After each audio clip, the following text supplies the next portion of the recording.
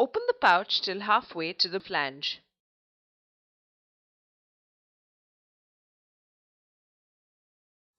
Free the suture thread from the flange.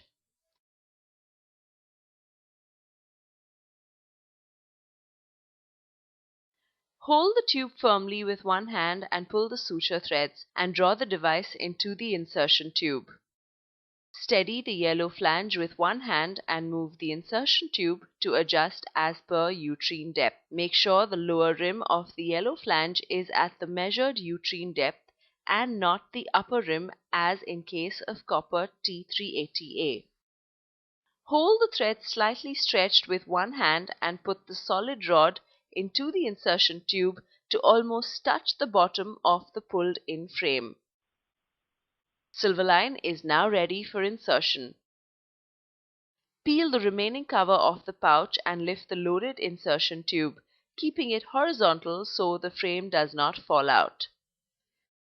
Gently introduce the T-loaded insertion tube through the cervical canal and advance upward until yellow flange comes into contact with cervix. Hold the solid rod firm and stationary with one hand and withdraw the insertion tube with your free hand to touch the rib part of solid rod.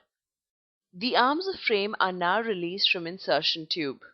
Re-advance the insertion tube until the yellow flange is touching the cervix again. This ensures fundal placement of Silverline. Release the frame entirely from the insertion tube by holding the solid rod firmly and drawing the insertion tube back to touch the backstop of solid rod.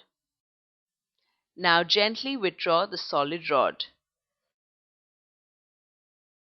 Then withdraw insertion tube from the cervical canal. Next, cut the threads so that they protrude only 3 to 4 centimeters out of the uterus and into the vagina.